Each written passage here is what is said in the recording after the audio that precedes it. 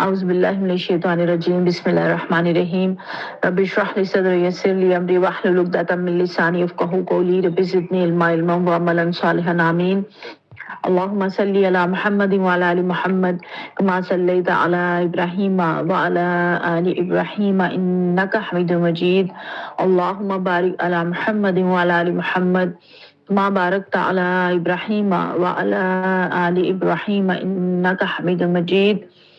اس دعا کے ساتھ آغاز کرتے ہیں کہ اللہ تعالیٰ قرآن پاک کا صحیح فہم عطا فرمائے، اس پہ عمل کی توفیق عطا فرمائے اور اس کا پڑھنا پڑھانا ہمارے حق میں حجت بنائے، ہمارے خلاف حجت نہ بنائے۔ سورہ فاتحہ جو ہے جس سے قرآن پاک کا آغاز ہوتا ہے، تلاوت اس کی آپ کے سامنے رکھی گئی۔ اس کا ترجمہ کچھ اس طرح سے ہے کہ اللہ کے نام سے جو بڑا رحمان اور رحیم ہے، تعریف اللہ ہی کے لیے ہے جو تمام کائنات کا رب ہے، رحمان اور رحیم ہے، روز جزا کا مالک ہے۔ ہم تیری ہی عبادت کرتے ہیں اور تجھی سے مدد مانگتے ہیں، ہمیں سیدھا راستہ دکھا، ان لوگوں کا راستہ جن پر تو نے انعام فرمایا، جو مغصوب نہیں ہوئے اور جو بھٹکے ہوئے نہیں ہیں۔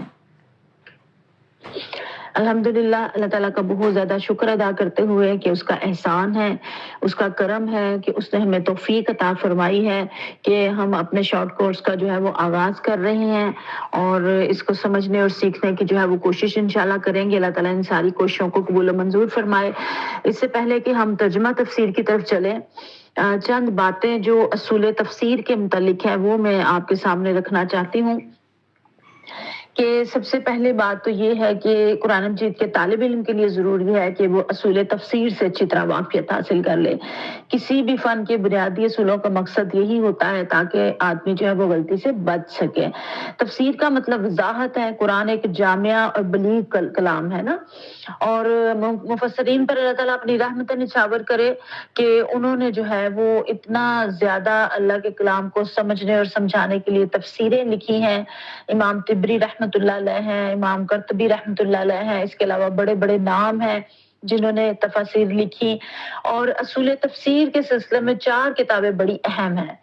ایک شیخ الاسلام امام ابن تیمیہ رحمۃ اللہ علیہ، ان کا مقدمہ فی اصول تفسیر، شاہ ولی اللہ صاحب محدث دہلوی ان کی فوز الکبیر، اور مولانا حمید الدین فراہی صاحب کے رسائل، اور مولانا سید ابو العمدودی رحمۃ اللہ علیہ کی کتاب قرآن کی 4 بنیادی اصطلاحیں۔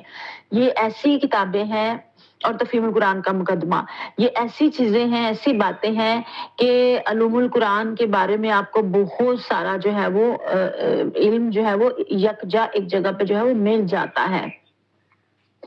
اور اس کی تفسیر کے سلسلے میں کرنا کیا ہے، آپ سبھی انشاءاللہ تعالیٰ ساتھ ساتھ اپنے جو ہے وہ کاغذ قلم، اپنی ڈائری، نوٹ بک رکھیں گے اور نوٹ بھی چیزوں کو کریں گے انشاءاللہ۔ اور تفسیر کا پہلا اصول یہ ہے کہ قرآن کی تفسیر خود قرآن سے کی جائے، کیونکہ متکلم خود اپنے کلام کی بہترین وضاحت کر سکتا ہے۔ اور اللہ تعالیٰ نے قرآن پاک کی آیات کی بعض جگہ پہ بہت اچھی انہی کے بارے میں جو ہے وہ تفسیر بیان کی ہے نا۔ قرآن کی آیات دوسری جگہ پہ قرآن کی آیات کے اس کا مفہوم جو ہے وہ واضح کر دیتی ہیں۔ جیسے اب سورہ فاتحہ کو سبع المثانی کہا جاتا ہے، قرآن پاک میں ایک جگہ پہ آئے گا کہ یہ سبع المثانی ہے، 7 آیات ہیں جو اللہ تعالیٰ نے آپ کو دی ہیں۔ اسی طرح بہت ساری آیات ہیں، اور پھر کہیں قرآن پاک میں اجمال ہے، کہیں تفصیل ہے۔ جیسے جیسے تھوڑا تھوڑا وقتاً فوقتاً نازل ہوتا رہا، جیسے جیسے صحابہ کرام صحابیات کو، پیارے نبی کریم صلی اللہ علیہ وسلم کو جو حالات اور معاملات تحریک اسلامی کو پیش آتے رہے، جو جو ضرورت پیش آتی رہی، اس کے رہنمائی کے لیے، اور بعض سوالات آتے تھے ان کے جوابات کے لیے، اور تھوڑا تھوڑا تاکہ ذہن نشین ہو جائے، ان ساری وجوہات کی بنا پہ قرآن جو ہے وہ تدریجاً نازل ہوا۔ اور قرآن جو ہے وہ تناقض سے پاک ہے، یہ نہیں ہے کہ وہ کہیں ایک مقام پہ کچھ کہتا ہے اور دوسرے مقام پہ وہ کچھ کہتا ہے، بلکہ قرآن کا ایک حصہ دوسرے حصے کی جو ہے وہ تصدیق کرتا ہے۔ پھر ان کی آیات میں اللہ تعالیٰ کا کلام ہے، اس لیے ان آیات میں تضاد کوئی نہیں ہے، اور یہ ایک دوسرے کی جو ہے وہ تشریح کرتی ہیں، اور قرآن پاک میں جو ہے وہ بہت ساری اس کی مثالیں جو ہے وہ آپ کو مل جائیں گی۔ پھر دوسرے نمبر پہ صحیح احادیث سے قرآن کی تفسیر ہوتی ہے۔ تفسیر کا یہ دوسرا اصول ہے کہ قرآن کی تفسیر صحیح احادیث سے کی جائے، اور قرآن کریم کے فہم اور تفہیم اور تفصیل اور جو ہے آسمانی ماخذ، یہ وہی ہے نا، قرآن پاک اللہ تعالیٰ کا کلام ہے۔ تو اب احادیث میں اس کی جو ہے وہ بہت زیادہ تفصیل بیان کی گئی ہے، اور اس سے ہمیں پتہ چلتا ہے کہ قرآن کو سمجھنے اور سمجھانے کا دوسرا جو مستند ذریعہ ہے وہ حدیث ہے، اور پھر صحیح اور ثابت شدہ حدیث جو ہے وہ ان کو لینا بہت زیادہ ضروری ہے۔ پھر تیسرے نمبر کے اوپر، اور یہ بھی ہم دیکھتے ہیں کہ قرآن نبی کریم صلی اللہ علیہ وسلم کے ذریعے سے ہم تک پہنچا ہے نا، تو بہت سارے احکام قرآن میں جو ہے وہ اجمالی طور پہ بیان کر دیے گئے اور حدیث میں جو ہے وہ تفصیل بیان کی گئی ہے، جیسے اقامت صلاۃ ہے، زکوٰۃ کی ادائیگی ہے، قطع ید ہے، یہ ساری چیزیں جو ہے وہ۔ اور پھر احادیث کے سلسلے کا ایک اہم اصول کیا ہے کہ اقوال صحابہ سے قرآن کی جو ہے وہ تفسیر ہوتی ہے، اور تفسیر قرآن کا تیسرا یہ اصول ہے نا، اور اس میں بالخصوص حضرت عبداللہ بن مسعود رضی اللہ تعالیٰ عنہ اور حضرت عبداللہ بن عباس رضی اللہ تعالیٰ عنہ کے اقوال، اور معلوم ہونا چاہیے کہ قرآن کو پہلے دیکھا جائے، پھر صحیح حدیث سے سمجھا جائے، اس کے بعد پیارے سے سے کوئی مستند تفسیر نہ ملے تو پھر صحابہ کے جو ہے وہ اقوال کو دیکھا جائے۔ کیوں دیکھا جائے؟ اس لیے کہ صحابہ اہل زبان تھے، صحابہ ہی کے محاورے میں قرآن نازل ہوا تھا، صحابہ کرام اس کے پس منظر کو سمجھتے تھے، صحابہ کرام نے خود رسول اللہ صلی اللہ علیہ وسلم کے زبان سے قرآن اور اس کا مطلب سیکھا تھا، اور صحابہ کرام تفسیر میں احتیاط سے بہت زیادہ جو ہے وہ کام لیتے تھے۔ اور پیارے نبی کریم صلی اللہ علیہ وآلہ وسلم جو ہے وہ تو اللہ کے نبی تھے، وہ معصوم تھے، لیکن صحابہ کے درمیان جو ہے وہ چونکہ انہوں نے پیارے وسلم سے جو ہے وہ لیا تھا علم، تو کوئی لفظی اختلاف ہو سکتا ہے لیکن معنوی اختلاف نہیں ہے ان کے درمیان، معنی کے اوپر نہیں ہے۔ اور صحابہ کرام میں 10 افراد جو ہیں وہ تفسیر کے امام سمجھے جاتے تھے، ان کو آپ نوٹ کر لیجئے کون کون سے تھے۔ پہلے تو 4 خلفاء راشدین اس کے اندر آ جاتے ہیں، حضرت ابوبکر صدیق، حضرت عمر فاروق، حضرت عثمان بن عفان، حضرت علی بن ابی طالب رضی اللہ تعالیٰ عنہم، پھر حضرت عبداللہ بن مسعود، حضرت عبداللہ بن عباس، حضرت ابی بن کعب، حضرت زید بن ثابت، حضرت ابو موسیٰ اشعری، حضرت عبداللہ بن زبیر رضی اللہ تعالیٰ عنہم، یہ صحابہ کرام 10 جو ہیں تفسیر کے امام سمجھے جاتے ہیں۔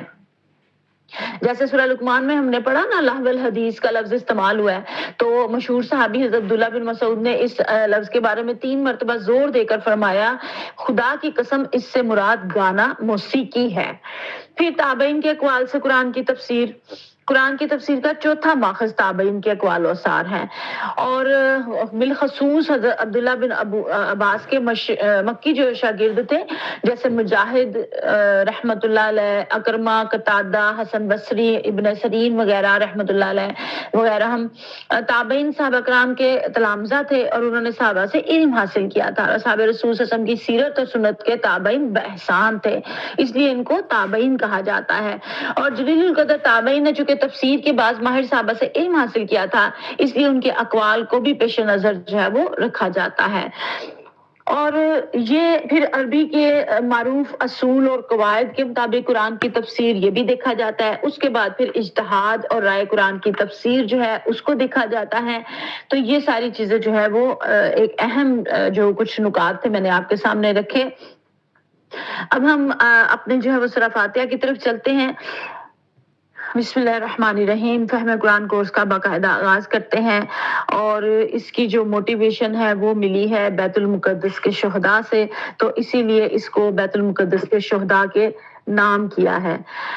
اور اللہ تعالیٰ جو ہے وہ ان کے اوپر بہت زیادہ اپنی رحمتیں اور برکتیں نازل فرمائے کہ جنہوں نے اس گئے گزرے دور کے اندر جو ہے وہ اسلام کو سربلند رکھا ہوا ہے اپنے جہاد کی وجہ سے، اور جو پاکستان کے حالات اور جو امت مسلمہ کے حالات ہیں وہ ہمیں اس چیز کی طرف آمادہ کر رہے ہیں کہ ہم اپنی اصل کو مضبوطی کے ساتھ تھام لیں، اور میری اور آپ کی اصل کیا ہے؟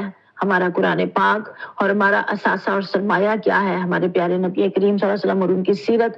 اللہ مجھے اور آپ کو اس سے جوڑ کے رکھے۔ آج کے لیسن میں ہم دیکھیں گے پارہ نمبر 1 میں سے سورہ فاتحہ کو اور سورہ بقرہ کے پہلے 2 رکوع، آیات 1 تا 20 تک، کیونکہ ہم 2 کلاسز ویک میں ہوا کریں گے اور اس میں ربع پڑھا کریں گے، تو دونوں ربع کو ہم ہاف آف کر لیا کریں گے، تو یہ اس کا ہاف جو ہے آج کے دن کا یہ بن رہا تھا۔ سب سے پہلے ہم سورہ فاتحہ کو دیکھ لیتے ہیں، پھر ہم آگے چلتے ہیں سورہ بقرہ کی طرف۔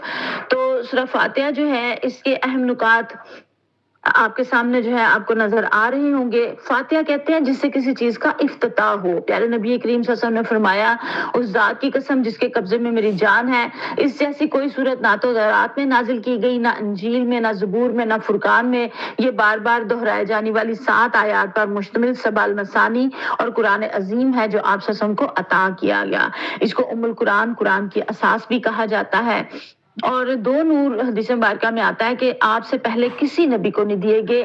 اس میں ایک سورہ فاتحہ اور ایک سورہ بقرہ کی جو ہے وہ آخری آیات, یہ 2 نور جو ہے وہ عطا کیے گئے. اور آپ یہ بھی جانتے ہیں کہ سورہ فاتحہ جو ہے وہ سب سے پہلی مکمل نازل ہونے والی سورت ہے. اس سے پہلے جو ہے وہ متفرق آیات نازل ہوئی, سورہ الگ کی اور سورہ مزمل کی اور سورہ مدثر کی, تو یہ سب سے پہلی مکمل. اور اس کے بغیر آپ کی, ہماری, میری, ہم سب کی نماز مکمل جو ہے وہ نہیں ہوتی. اور اس کا مرکزی مضمون کیا ہے کہ سیدھے راستے کی طرف رہنمائی کی درخواست. خود خالق نے اپنی مخلوق کے لیے انسان کی ضرورت اور ضرورت کے عین مطابق جو ہے وہ ایک مثالی دعا جو ہے وہ تجویز کی ہے. سب سے پہلے اس میں جو ہے وہ اللہ تعالیٰ کی حمد و ثنا ہے, بسم اللہ سے آغاز ہے. اور کسی بھی کام کے شروع میں جب بسم اللہ پڑھی جاتی ہے تو آپ جانتے ہیں کہ اس کام میں جو ہے وہ خیر و برکت آ جاتی ہے. اور اس سے انسان کو بسم اللہ الرحمن الرحیم پڑھنے سے لازماً 3 فائدے ہوتے ہیں. کیا فائدے ہوتے ہیں؟ ایک یہ کہ آدمی بہت سے برے کاموں سے بچ جاتا ہے. دوسرا, اللہ کا نام لینے کی عادت اس کو ہر کام شروع کرنے سے پہلے پڑ جاتی ہے. اور پھر یہ کہ جائز اور صحیح کاموں کی ابتدا کرتے ہوئے خدا کا نام لینے سے آدمی کی ذہنیت بھی جو ہے وہ بالکل صحیح سمت اختیار کر لیتی ہے اور ہمیشہ صحیح ترین نقطے سے انسان اپنی حرکت کا آغاز کرتا ہے. اور تیسرا اور سب سے بڑا فائدہ یہ ہوتا ہے کہ جب ہم اللہ کا نام لے کے کوئی کام شروع کرتے ہیں تو اللہ تعالیٰ کی تائید اور توفیق ہمارے شامل حال ہو جاتی ہے اور اللہ تعالیٰ ہماری کوشش میں برکت ڈال دیتے ہیں اور شیطان کی فساد انگیزیوں سے انسان جو ہے وہ بچ جاتا ہے. تو اس لیے جو ہے وہ ہر کام کا آغاز بھی ہم بسم اللہ الرحمن الرحیم سے ہی کرتے ہیں. اور آغاز کس سے کیا گیا؟ سورت کی ابتدا اللہ کی تعریف سے کی گئی ہے کہ الحمدللہ رب العالمین, تمام تعریفیں اللہ کے لیے جو کائنات کا رب ہے. الرحمن الرحیم, بہت زیادہ رحمان اور بہت زیادہ رحم فرمانے والا, یعنی کہ بار بار رحم فرمانے والا. مفسرین کہتے ہیں کہ الرحمن جو ہے وہ یہاں سب انسانوں کے لیے ہے اللہ تعالیٰ, اور الرحیم جو ہے وہ صرف مسلمانوں کے لیے, کیونکہ بار بار رحم فرمانے والا ہے تو آخرت میں اللہ تعالیٰ مسلمانوں کو, اہل ایمان کے اوپر بھی جو ہے وہ دوبارہ رحم فرمائے گا, کرم فرمائے گا. اور ایمان ہی کی بدولت جو ہے وہ انسان جو ہے وہ جنت میں جا سکے گا. اور یہاں پہ تفسیر فہم قرآن میں میاں محمد جمیل صاحب لکھتے ہیں کہ فاتحہ ابتدا ہے, قرآن اس کی تکمیل ہے. فاتحہ دعا ہے, قرآن اس کا جواب ہے. فاتحہ عنوان ہے, قرآن اس کا مضمون ہے. فاتحہ خلاصہ ہے, قرآن اس کی تفصیل ہے. فاتحہ پھول ہے, قرآن اس کی خوشبو ہے. فاتحہ دروازہ ہے, قرآن اس کا محل ہے. اور پیارے سے نے فرمایا اس شخص کی نماز نہیں ہوتی جس نے فاتحہ نہ پڑھی. اب یہاں پہ ہم دیکھتے ہیں کہ اللہ تعالیٰ کی تعریف کے بعد ساتھ ہی آگے آ گیا مالک یوم الدین, یعنی کہ روز جزا کا مالک ہے. یعنی کہ انسان کا ماضی حال مستقبل سب کچھ اس سونے رب کے ہاتھ میں ہے. مالک یوم الدین یعنی کہ عدل و انصاف کو یہ واضح کرتا ہے مالک یوم الدین ہونا, کیونکہ یہ سارے جو امتحان گاہ ہے اس کا ایک لازمی تقاضا یہ ہے کہ ایک ایسا دن ہو کہ جس میں انسان کو اس کے کیے ہوئے اعمال کا جو ہے وہ بدلہ ملے. یہاں کوئی انسان بہت زیادہ اچھائی کرتا رہے, نیکی کرتا رہے اور کوئی دوسرا اس کا صلہ ہی کوئی نہ دے, تو کوئی جگہ تو ایسی ہونی چاہیے نا کہ جہاں اس کو اس کا جو ہے وہ صلہ ملے. تو یہاں پہ جو ہے وہ یہ چیز ہمیں یہاں پہ سکھائی گئی ہے کہ وہ روز جزا کا جو ہے مالک ہے. عقیدہ آخرت پر ایمان رکھنے والا اور اس کا انکار کرنے والا اخلاق و شعور اور فکر و عمل میں دونوں جو ہے وہ برابر نہیں ہو سکتے. طرز عمل ایک جیسا نہیں ہو سکتا کیونکہ ان کے عقیدہ جو ہے وہی ان کے طرز عمل کو ڈیفائن کرے گا, اور دونوں کے درمیان ایک واضح جو ہے وہ فرق آ جاتا ہے. ہم تیری ہی عبادت کرتے ہیں اور تجھی سے مدد مانگتے ہیں. اور جب ہم اپنے آپ کو سرنڈر رب کے آگے کر دیتے ہیں, اللہ سے ہی جو ہے وہ مانگتے ہیں, اور جب ہم کہتے ہیں کہ ایاک نعبد و ایاک نستعین, کہ ہم تیری ہی عبادت کرتے ہیں, تجھی سے مدد مانگتے ہیں, اہدنا الصراط المستقیم, ہمیں سیدھا راستہ دکھا, ان لوگوں کا راستہ جن پر تو نے انعام فرمایا, جو معتوب نہیں ہوئے اور جو بھٹکے ہوئے نہیں ہیں. تو اس کے جواب میں پھر آگے پورا قرآن جو ہے مجھے اور آپ کو مل جاتا ہے. یہ توحید، اخلاص اور اللہ پر مکمل بھروسے کا جو ہے وہ درس دیتی ہے یہ سورت مجھے اور آپ کو. اس کے اہم نکات میں ہدایت کی دعا ہے اور بندے کی اللہ سے رہنمائی کی التجا ہے تاکہ نیک لوگوں کے راستے پہ چلے اور گمراہوں سے جو ہے وہ بچ جائے. اور پھر اس میں نیک اعمال کی ترغیب اور برے اعمال سے اجتناب کا سبق جو ہے وہ مجھے اور آپ کو ملتا ہے. کرنے کے کچھ کام ہیں جو آپ نوٹ کر لیں اور یہ انشاءاللہ تعالی بعد میں PDF جو ہے وہ آپ کے گروپ میں شیئر بھی کر دیا جائے گا. اب یہاں پہ جب ہم نے راستہ، اللہ تعالیٰ نے خود ہی دعا سکھائی، زندگی کی سب سے بڑی ضرورت سیدھا راستہ ہے. اگر سیدھے راستے کا نہ پتہ ہو تو آپ جو ہے وہ منزل تک نہیں پہنچ سکتے. تو منزل تک جانے کے لیے سیدھے راستے کی بہت زیادہ اہمیت ہے. اور پھر راستے کی مزید وضاحت اللہ تعالیٰ نے خود ہی فرما دی. یہاں جب کہا گیا نا کہ سیدھا راستہ جو جن پر تو نے انعام فرمایا، تو سورہ النساء میں آیت نمبر 176 میں اللہ تعالیٰ خود ہی سیدھے راستے کی وضاحت کر دیتے ہیں. کہتے ہیں انعم اللہ من النبیین والصدیقین والشہداء والصالحین وحسن اولئک رفیقا، کہ یہ وہ لوگ ہیں جن پہ اللہ نے انعام فرمایا، انبیاء، صدیقین، شہداء، صالحین، اور کتنے اچھے رفیق ہیں جو کسی کو میسر آ جائیں. تو اللہ کرے یہی ہم ان کے رفیق ہوں اور یہی ہمارے ساتھی ہوں. اور ان لوگوں کے راستے سے یہاں جو مغضوب ہیں ان سے مراد مفسرین کہتے ہیں کہ یہود ہیں، اور ضالین جو ہے وہ بھٹکے ہوئے، جو گمراہ جو ہے ان سے مراد جو ہے وہ عیسائی ہیں. تو جو بھٹکے ہوئے تھے اور جن پر اللہ کا غضب نازل ہوا تھا، اور یہود پہ اللہ کا غضب کیوں نازل ہوا یہ پوری سورہ بقرہ ہمیں بتاتی ہے. اور ضالین کیوں تھے عیسائی یہ پوری سورہ آل عمران ہمیں بتاتی ہے. تو ان کی تشریحات، ان آیات کی، ان چیزوں کی تشریح آگے قرآن خود ہی جو ہے وہ کرتا چلا جائے گا. تو دعا جو ہے قرآن فاتحہ ایک مجھے اور آپ کو اس کی عادت بنانی ہے، اور اپنی حاجات کے لیے جو ہے وہ بہت زیادہ اس کو ہم نے مانگتے چلے جانا ہے. پھر اس میں کچھ بچنے کے کام ہیں، ان کاموں کو ہم نے کرنا ہے. شکر گزاری میں کمی نہیں کرنی، اور ایک دن میں نے اور آپ نے ایک ویک کے اندر ایک دن یا 2 دن جو آپ کو سوٹ کرے وہ ہم نے نو کمپلین ڈے کے ساتھ منانا ہے. مسلمان کا تو ہر دن ہی ایسا اور ہر لمحہ ہی ایسا ہوتا ہے، ڈیز منانا تو اس کا کام نہیں ہے. لیکن چونکہ اب اس سے ہی توجہ ذرا نیو جنریشن، ہماری بچے ہمارے جو ہیں وہ کر لیتے ہیں، تو ہم کہتے ہیں کہ چلیں آج کے دن کو الحمد کے نام کرتے ہیں.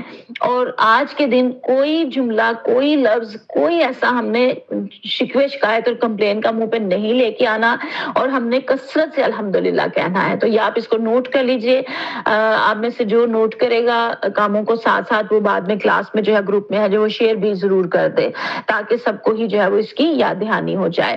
سورہ فاتحہ ایک جامعہ دعا اور رہنمائی کا ذریعہ ہے. یہ ہمیں اللہ کی تعریف، توحید اور اس سے مدد مانگنے کا سبق دیتی ہے. ہمیں اس کے پیغام کو سمجھ کر اپنی زندگی میں نافذ کرنا ہے، اور اس کے ذریعے اپنے عقیدے اور اپنے اعمال کو جو ہے وہ ہم نے مضبوط کرنا ہے. اب آگے چلتے ہیں ہم سورہ البقرہ کی طرف، اور آپ جانتے ہیں یہ مدنی سورت ہے اور قرآن پاک کی سب سے لمبی جو ہے وہ سورت ہے. اس کا مرکزی مضمون جو ہے وہ امامت کی تبدیلی ہے. مرکزی مضامین ہم ساتھ ساتھ انشاءاللہ تعالی ساری ہی صورتوں کے پڑھتے چلے جائیں گے، تو آپ ساتھ اس کو نوٹ بھی کریں گے. اور زمانہ نزول جو ہے وہ مدینہ منورہ کا ابتدائی دور ہے. زیادہ تر بیشتر حصہ اس کا جو ہے وہ بیشتر حصہ اسی میں ہوا ہے نازل، اور کم حصہ جو ہے وہ بعد میں نازل ہوا اور اس کے اندر جو ہے وہ شامل کروا دیا گیا. اب مسلمانوں سے، اسلام سے پہلے جو ہے وہ صدیوں سے یہ بنی اسرائیل جو ہے وہ بہت زیادہ انحطاط کا شکار ہو گئے تھے. ان کے عقائد میں غیر اسلامی عناصر کی آمیزش ہو گئی تھی، جو تورات کے اندر کوئی سند بھی ان کے لیے نہیں تھی. تو یہ اس کے پیچھے چل پڑے. تو چنانچہ سورہ بقرہ کے ابتدائی 15-16 رکوع اسی دعوت پر مشتمل ہے. آپ میں سے کچھ اسٹوڈنٹس سیرت کے بھی اسٹوڈنٹ ہیں، جو سیرت کورس ہمارا چل رہا ہے، تو انہوں نے اس کے اندر پڑھا کہ جو ہے وہ پیارے نبی کریم صلی اللہ علیہ وسلم جب وہاں پہ تشریف لے گئے مدینہ منورہ میں، تو وہاں پہ ان کو 3 طرح کے لوگوں سے واسطہ پڑا جن میں ایک یہود بھی تھے. تو اب یہ یہودیوں ہی کی ساری اس کے اندر جو ہے وہ اللہ تعالیٰ نے کھول کے ان کے سارے عقائد بتا دیے، ان کی ہسٹری بتا دی، ان کی اخلاقی مذہبی حالت جس پہ تنقید کی گئی وہ ساری کھول کے بتائی گئی، اور ان کے جس طرح ان کے بگڑے ہوئے مذہب اور اخلاق کی نمایاں خصوصیات کے مقابلے میں دین کی خصوصیات وہ ساری اس کے اندر جو ہے وہ بتائی گئی ہیں۔ پھر چونکہ مدینہ منورہ پہنچے تھے تو ایک چھوٹی سی ریاست ایک جگہ مل گئی تھی، تو وہاں دین کو عملاً اب قائم کرنا تھا۔ تو یہاں پہ پھر اللہ تعالیٰ نے تمدن، معاشرت، معیشت، قانون، سیاست، اس کے بارے میں بھی اصولی ہدایات دینا شروع کر دی، اور اسلام کی اساس پر یہ نیا دین نظام زندگی جو ہے وہ اس کے اوپر تعمیر ہوا۔ تو اس صورت کے تقریباً آخری 23 رکوع جو ہے وہ انہی ہدایات پر مشتمل ہے۔ یہ میں نے چھوٹا سا ایک تعارف آپ کے سامنے رکھا اس کا۔ اب یہ جو ہم 1 سے لے کے 20 تک آیات پڑھیں گے، جو اس کے 2 رکوع ہیں، اس میں منصب خلافت اور توحید کے سلسلے کے 3 رویوں کا ذکر ہے، 3 گروہ کا ذکر ہے، اور اس میں سے ایمان کا رویہ اختیار کرنے کے لیے جو ہے وہ کہا گیا ہے۔ اس کا پہلا جو رکوع ہے اس کی سمری، اس کا خلاصہ اس طرح سے ہے کہ یہ قرآن ان لوگوں کے لیے ہدایت ہے جو اللہ سے ڈرتے ہیں، متقی وہ ہیں جو غیب پر ایمان رکھتے ہیں، نماز قائم کرتے ہیں، اللہ کے دیے ہوئے مال میں سے خرچ کرتے ہیں، قرآن اور پچھلی آسمانی کتابوں پر ایمان رکھتے ہیں، آخرت پر یقین رکھتے ہیں، ایسے لوگ ہی ہدایت پر ہیں اور وہی جو ہے وہ فلاح پانے والے ہیں۔ اب سورہ بقرہ کے بارے میں یہ بھی آتا ہے حدیث مبارکہ میں کہ پیارے نبی صلی اللہ علیہ وسلم نے اس کو کہا زہراوین، یعنی کہ 2 یہ نور، یہ سورہ بقرہ اور سورہ آل عمران۔ پھر اس کو کہا ضرورت القرآن، یعنی کہ کوہان اور چوٹی قرآن پاک کی، جیسے ہم نے بھی پڑھا سورہ فاتحہ ام الکتاب ہے، جیسے سورہ رحمان کے بارے میں آتا ہے کہ وہ دلہن ہے قرآن کی، سورہ یاسین کے بارے میں آتا ہے کہ وہ دھڑکتا ہوا دل ہے قرآن کا، اسی طرح سے سورہ بقرہ کے بارے میں آتا ہے کہ یہ کوہان اور چوٹی ہے، یعنی کہ اس کے اندر بہت زیادہ جو ہے وہ احکامات اپنی پیک پہ پہنچے ہوئے اور بہت اپنی فضل و کمال کو پہنچے ہوئے جو اللہ تعالیٰ نے مجھے اور آپ کو عطا کیے، اس کے اوپر بہت اللہ تعالیٰ کا شکر کہ اس نے ہمیں مسلمان بنایا، اللہ تعالیٰ نے ہمیں پیارے نبی صلی اللہ علیہ وسلم کا امتی بنایا، اس کے اوپر ہم اللہ تعالیٰ کا بہت شکر ادا کرتے ہیں۔ اور اس میں کہا گیا کہ لا ریب فیہ ھدی للمتقین، یعنی کہ اس میں جو ہے وہ کوئی شک و شبہ نہیں ہے، ہدایت ہے ان پرہیزگار لوگوں کے لیے جو غائب پر ایمان لاتے ہیں۔ اب یہاں پہ 6 شرائط بتائی گئی ہیں۔ سب سے پہلی جو ہے وہ متقی ہونا اور غیب پر ایمان لانا اور نماز قائم کرنا اور رزق جو دیا اس میں سے خرچ کرنا اور جو کتاب نازل کی گئی قرآن اور جو اس سے پہلے نازل کی گئی ان سب پر ایمان لانا اور پھر آخرت پر یقین رکھنا۔ ایسے لوگ اپنے رب کی طرف سے راہ راست پر ہیں اور وہی جو ہے وہ فلاح پانے والے ہیں۔ یعنی کہ انسان کے اندر اتنی تمیز تو ہونی چاہیے، اتنی پرہیزگاری تو ہونی چاہیے کہ وہ بھلائی اور برائی میں تمیز کرتا ہو، اس کو پتا ہو کہ وہ برائی سے بچنا چاہتا ہے اور بھلائی کا طالب ہو، اس پر عمل کرنے کا خواہش مند ہو۔ رہے وہ لوگ جو دنیا میں جانوروں کی طرح جیتے ہیں، جنہیں فکر ہی نہیں ہے کہ کیا کر رہے ہیں، کیا نہیں کر رہے، صحیح کر رہے ہیں یا غلط کر رہے ہیں، یا جدھر انہیں خواہش نفس ان کو دھکیل کے لے جاتی ہے ادھر چل پڑتے ہیں، تو ایسے لوگوں کے لیے قرآن میں کوئی رہنمائی نہیں ہے۔ رہنمائی ان لوگوں کے لیے ہے اس کے اندر جو اس سے رہنمائی لینا چاہتے ہیں۔ میں نے اور آپ نے، ہم سب نے بھی نیت کی ہے نا، اور اسی نیت سے اس کو کھولا ہے، اور قرآن کو اسی نیت سے ہی کھولنا چاہیے کہ اس میں سے اللہ تعالیٰ مجھے اور آپ کو ہدایت دے، اور جو ہے وہ انشاءاللہ تعالیٰ اجر و ثواب تو ملنا ہی ملنا ہے، لیکن افضل اس کا جو ہے وہ یہی ہے کہ اس کو اس نیت کے ساتھ جو ہے وہ کھولا جائے۔ پھر ہم آگے دیکھتے ہیں کہ یہاں ایمان لانے کے ساتھ ہی جو ہے وہ نماز کی بات آ گئی نا، یعنی کہ ایمان لا کے وہ بیٹھے ہی نہیں رہتے، بلکہ کیا ہے کہ قرآن سے فائدہ اٹھانے والے وہ ہیں جو فوراً عملی اطاعت کے لیے آمادہ ہو جاتے ہیں، اور عملی اطاعت کی اولین علامت اور دائمی علامت کیا ہے؟ وہ ہے نماز۔ ایمان لانے پر چند گھنٹے بعد ہی جو ہے مؤذن کی اذان کی آواز آ جاتی ہے تو پتہ چل جاتا ہے کہ ایمان سچا ہے یا جھوٹا ہے، تو اگر تو اٹھ کھڑا ہوتا ہے انسان فوراً تو ایمان کے دعوے میں سچا ہے، ورنہ اسے اپنے ایمان کی فکر کرنی چاہیے۔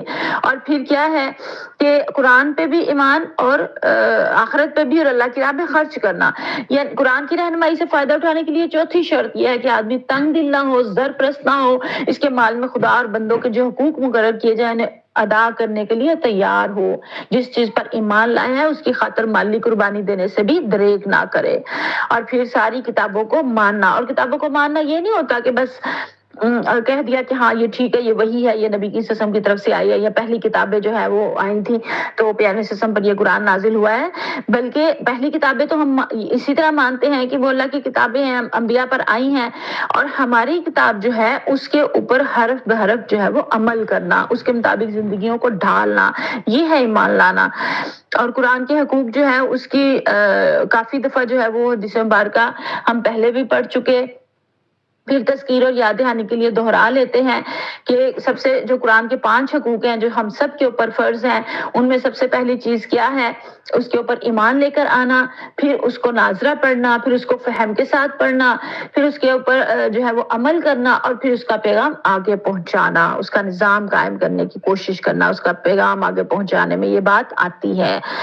اور پھر آخرت جو ہے اس کے اوپر یقین ایک ایسی چیز ہے کہ جو ہمارے عمل کو جو ہے وہ تیز اور بہتر کرنے والی ہے۔ اور پھر اللہ کہتے ہیں وَأُولَٰئِکَ هُمُ الْمُفْلِحُونَ، یہی لوگ ہیں جو فلاح پانے والے ہیں۔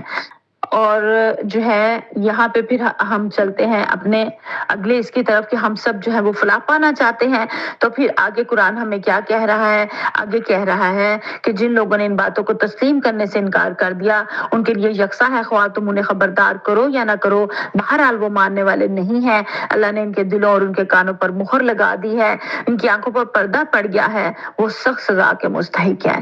اب ایمان لانے والے، اس سے فائدہ اٹھانے والے لوگ بتا دیے گئے، اب کون فائدہ نہیں اٹھا سکتا اس ہدایت سے، وہ لوگ بھی یہاں پہ جو ہے وہ بتا دیے گئے۔ اب تیسرا گروہ جو ہے اس کا اگلے رکوع میں جو ہے وہ ذکر آ رہا ہے، رکوع نمبر 2 کے اندر کیا ہے کہ کافر و منافقین کی اقسام اور ان کا انجام بیان کیا گیا ہے۔ کافر وہ لوگ جان بوجھ کر انکار کرتے ہیں، اور دل اور کان اور آنکھوں پر مہر لگ گئی ہے، چونکہ وہ ایمان نہیں لانا چاہتے تو اس لیے مہر لگ گئی ہے۔ اور منافقین کے وہ تو کون ہے؟ وہ تو دعویٰ تو کرتے ہیں ایمان کا، لیکن دل ان کے اس سے جو ہے وہ منکر ہوتے ہیں، وہ فساد پھیلاتے ہیں، مذاق اڑاتے ہیں، خود کو عقل مند سمجھتے ہیں۔ اللہ نے ان کی ذہنی کیفیت کو 2 مثالوں کے ذریعے بیان کیا ہے۔ اللہ تعالیٰ کیا کہہ رہے ہیں؟ اللہ تعالیٰ کہہ رہے ہیں کہ آیت نمبر 9 کے اندر اللہ تعالیٰ فرما رہے ہیں 8 اور 9 کے اندر کہ بعض لوگ ایسے ہیں جو کہتے ہیں ہم اللہ اور آخرت کے دن پر ایمان لائے، حالانکہ در حقیقت وہ مومن نہیں ہے، وہ اللہ اور ایمان لانے والوں کے ساتھ دھوکہ بازی کر رہے ہیں، مگر دراصل وہ خود اپنے آپ ہی کو دھوکے میں ڈال رہے ہیں، انہیں اس کا شعور نہیں ہے۔ ان کے دلوں میں ایک بیماری ہے جسے اللہ نے اور زیادہ بڑھا دیا ہے، جو جھوٹ وہ بولتے ہیں اس کی پاداش ان کے لیے دردناک سزا ہے۔ جب کبھی ان سے کہا گیا کہ زمین میں فساد برپا نہ کرو تو انہوں نے یہی کہا کہ ہم تو اصلاح کرنے والے ہیں۔ خبردار، حقیقت میں یہی لوگ مفسد ہیں مگر انہیں اس کا شعور نہیں ہے۔ اب اللہ تعالیٰ نے منافقین کا سارا جو ہے وہ نفسیات یہاں پہ کھول کے بتا دی۔ اوپر سے تو وہ کہتے ہیں کہ ہم بڑے اصلاح کرنے والے ہیں، لیکن اندر سے وہ مفسد لوگ ہیں۔ ہمیں اپنے ارد گرد بھی ایسی مثالیں نظر آتی ہیں کہ جو کہتے ہیں کہ ہم اصلاح کرنے والے ہیں، لیکن اصل میں فساد جو ہے وہ خود ڈال رہے ہوتے ہیں، چاہے وہ حکومتی سطح پر ہو، چاہے وہ انفرادی زندگیوں کی سطح کے اوپر ہو۔ اور پھر یہاں پہ آگے اللہ تعالیٰ فرما رہے ہیں کہ یہ جو ایک بیماری ہے جو بڑھا دیتا ہے اللہ تعالیٰ، یہ منافقت کی بیماری ہے۔ اور صحابہ کرام اس سلسلے میں اتنا پریشان رہتے تھے، اتنا فکر مند رہتے تھے کہ کہیں ہم جو ہے وہ منافق نہ ہو جائیں۔ جس کو ایمان کی دولت زیادہ ملی ہوگی اس کو اس کی چوری کا زیادہ ڈر ہوگا۔ اب حضرت حنظلہ رضی اللہ کا واقعہ آپ سب کو پتہ ہے، انہوں نے کہا حنظلہ منافق ہو گیا، حنظلہ منافق ہو گیا۔ حضرت بکر صدیق رضی اللہ عنہ نے سنا تو انہوں نے کہا کہ ایسا تو میرے ساتھ بھی ہوتا ہے۔ ان سے پوچھا آپ اپنے آپ کو کیوں ایسے کہہ رہے ہیں؟ تو انہوں نے کہا کہ جب ہم نبی کی قسم کی محفل میں ہوتے ہیں ہمارے دل کی کیفیت اور ہوتی ہے، جب گھروں میں آ جاتے ہیں تو کیفیت اور ہو جاتی ہے۔ تو انہوں نے فرمایا کہ ایسا تو میرے ساتھ بھی ہوتا ہے۔ پھر حضرت عمر فاروق ملے، انہوں نے بھی ایسے ہی کہا کہ ایسا تو میرے ساتھ بھی ہوتا ہے۔ پھر وہ سب نبی کی قسم کی خدمت میں تشریف لے گئے اور وہاں جا کے ان سے پوچھا، اس کے بارے میں دریافت کیا، تو آپ صلی اللہ علیہ وسلم نے فرمایا کہ اگر تمہارے دلوں کی کیفیت ہمیشہ ایک جیسی رہے تو فرشتے راستوں میں تم سے ملے اور تمہارے بستروں پہ تم سے سلام کریں، یعنی کہ پھر تم فرشتے بن جو، انسان نہ رہو۔ اس کا مطلب ہے کہ کیفیت نے بڑھتے گھٹتے رہنا ہے، لیکن اس کو مجھے اور آپ کو خود کنٹرول کرنا ہے۔ اور پھر وہ بھی آپ کو پتہ ہے نا، حذیفہ بن یمان رضی اللہ تعالیٰ عنہ کو پیارے سے نے منافقین کے نام لکھوا دیے تھے سارے، اور ان سے کہا تھا کہ یہ بتانا ہی نہیں ہے کسی کو۔ اور حضرت عمر فاروق رضی اللہ تعالیٰ عنہ کو اتنی فکر ہوئی کہ انہوں نے ان سے جا کے پوچھا کہ مجھے بتاؤ کہ ان کے نام کیا ہیں منافقین کے۔ تو انہوں نے حضرت حذیفہ نے کہا کہ مجھے پیارے سے نے منع فرمایا، میں تو نہیں بتاؤں گا۔ تو انہوں نے کہا اچھا چلو پھر اتنا بتا دو کہ کہیں میرا نام تو اس کے اندر نہیں ہے۔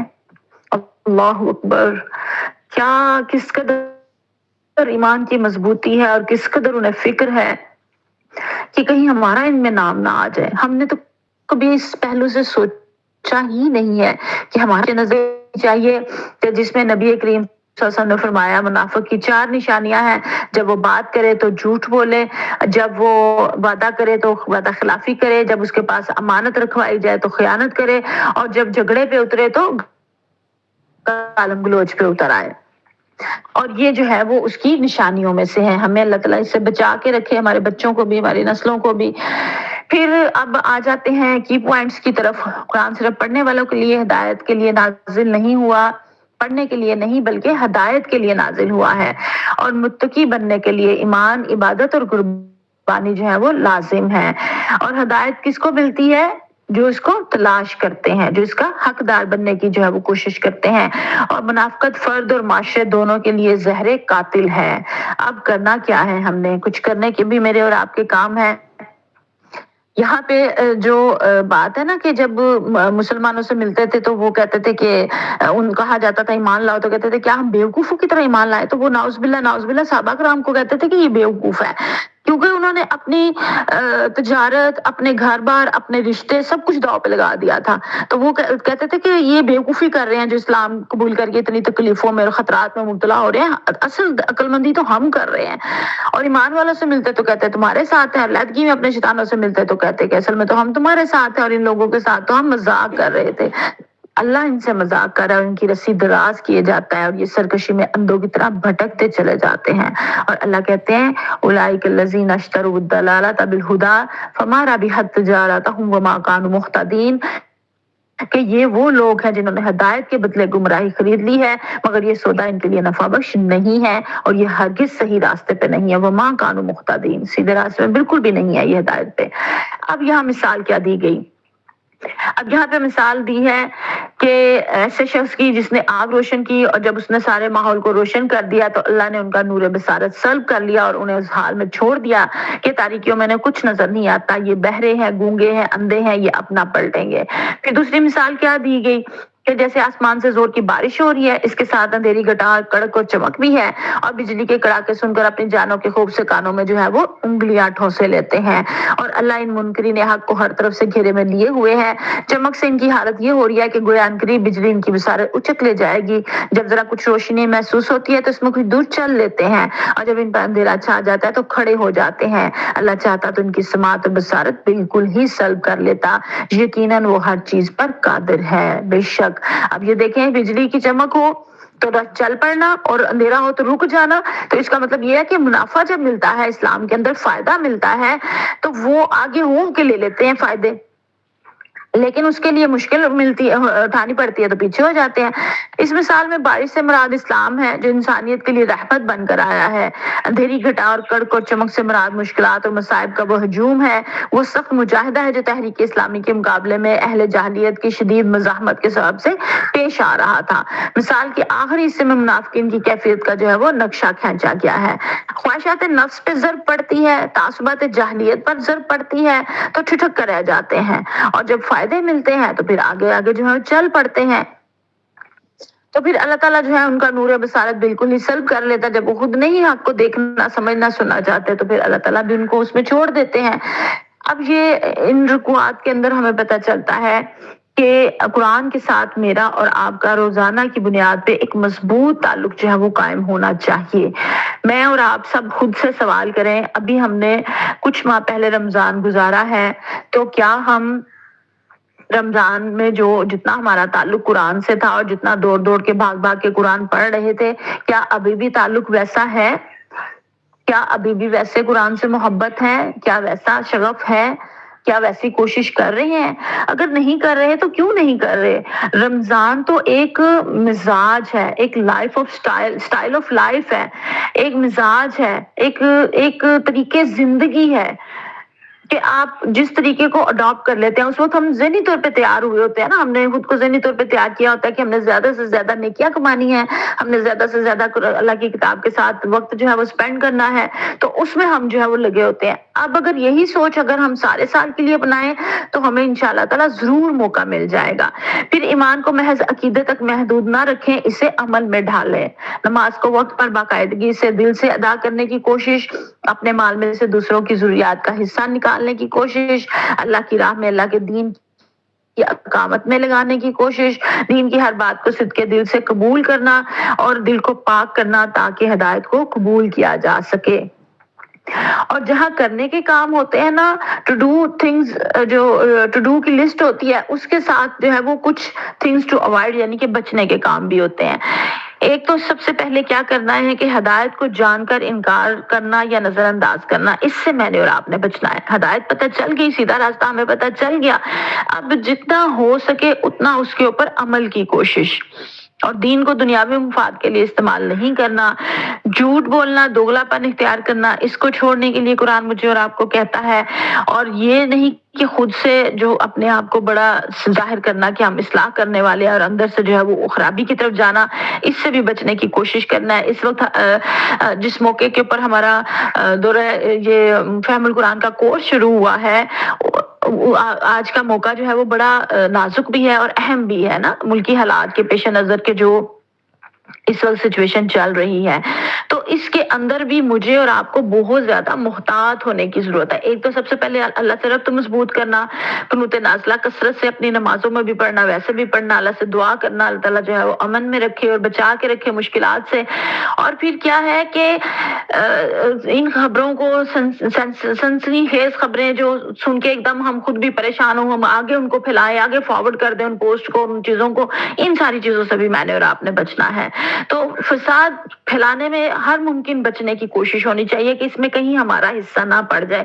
ہمیں پتہ بھی نہیں چلتا، ہم سوشل میڈیا کا ایک چھوٹا سا کلک کرتے ہیں اور وہ لاکھوں، ہزاروں، سو، سینکڑوں، کہاں تک افراد تک جو ہے وہ بات پہنچ جاتی ہے۔ پھر دین کا مذاق اڑانے سے یا دینداروں کو حقیر سمجھنے سے بچنے کی کوشش ہمیں جو ہے وہ کرنی ہے۔ اور آخر میں جو ہے وہ ریفلیکٹیو کوسچنز ہیں، غور و فکر کے کچھ سوالات ہیں، کیونکہ قرآن خود کہتا ہے کہ افلا یتدبرون القرآن، تم قرآن پر غور نہیں کرتے، کیا تمہارے دلوں کے اوپر جو ہے وہ، قلوب کے اوپر جو ہے وہ تالے پڑ گئے ہیں؟ تو قرآن جو ہے وہ محض میں نے اور آپ نے صرف ثواب کی خاطر نہیں پڑھنا، ثواب تو بے شک اس کا ہوگا انشاءاللہ تعالی، لیکن ہم نے کس لیے پڑھنا ہے؟ ہم نے اپنے اس کے اوپر غور و فکر، کیونکہ اس کے اوپر ایک لمحے کا غور و فکر حدیث مبارکہ میں آتا ہے 70 سال کی عبادت سے زیادہ افضل ہے نا۔ اور عالم کی فضیلت عابد کے اوپر ایسی ہے کہ جو جیسے 14ویں کے چاند کی جو ہے وہ ستاروں کے اوپر ہوتی ہے۔ تو اللہ تعالیٰ نے اس کی عالم کی سیاہی بھی اسی لیے جو ہے وہ اس کا وزن مجاہد کے، شہید کے خون سے جو ہے وہ زیادہ وزنی رکھا ہے۔ تو مجھے اور آپ کو یہ ساری چیزیں اس کے اوپر غور و فکر سے حاصل ہوں گی۔ آپ اس کو بعد میں بھی پڑھیے گا، اس کے نوٹس کو بھی ایک دفعہ دہرا لیجئے گا، اپنے سبق کو بھی ایک دفعہ پڑھ لیجئے گا، کل والا بھی ایک دفعہ ضرور دہرائیے گا۔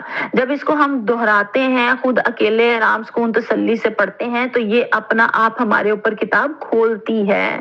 اس کو ایسے پڑھنا ہے ہم نے جیسے پیارے نبی کریم صلی اللہ علیہ وسلم کے پاس حضرت جبرائیل علیہ السلام لے کر آ رہے ہیں، جیسے پیارے صلی اللہ علیہ وسلم خود سنا رہے ہیں، جیسے اللہ تعالیٰ ہم سے خود کلام کر رہا ہے۔ یہ ساری کیفیات اپنے اوپر لانے کی ضرورت ہے، اور پھر اس کو ہم انشاءاللہ تعالیٰ، تو یہ سیلف اویئرنیس کے لیے، سیلف گرومنگ کے لیے کچھ کوسچنز ہیں کہ کیا میں قرآن سے ہدایت حاصل کر رہی ہوں یا صرف تلاوت پر اکتفا کرتی ہوں؟ یہ سب نے اپنا اپنا دیکھنا ہے۔ یہ والے سن پڑھ کے میں نے اور آپ نے دوسروں کی طرف نہیں دیکھنا یا ان کی نہیں کہنا کہ فلاں ایسے نہیں کرتا اور فلاں ایسے نہیں کرتی۔ یہ آپ نے اپنے پاس نوٹ کرنے ہیں، ان کے جوابات اپنے پاس نوٹ کرنے ہیں۔ اور کیا میری نماز میرے اندر تقویٰ پیدا کر رہی ہے؟ کیا میرے دل میں قرآن سن کر اثر پیدا ہوتا ہے؟ کہیں میری شخصیت میں جو ہے وہ دو رنگی تو نہیں آ رہی ہے، چھپی ہوئی تو نہیں ہے، کہیں شیطان اندر اندر سے تو نہیں اکسا رہا ان چیزوں کے اوپر؟ اور پھر کیا میرا کردار جو قرآن سے ہدایت حاصل کرنے والوں کا بتایا گیا ویسا ہے یا صرف محض دعویٰ ہے؟ دعویٰ تو ثبوت مانگتا ہے نا۔ تو اللہ تعالیٰ کرے کہ ان کے سوالات کے بہت پازیٹیو اور بڑے اچھے جوابات مجھے اور آپ کو ملے خود سے، اور اچھے ہمارے جو ہے وہ اس کے اندر اللہ کے ہاں اچھے مارکس آئیں۔ اللہ تعالیٰ مجھے اور آپ کو بہت زیادہ عمل کی توفیق عطا فرمائے۔ وآخر دعوانا الحمدللہ رب العالمین۔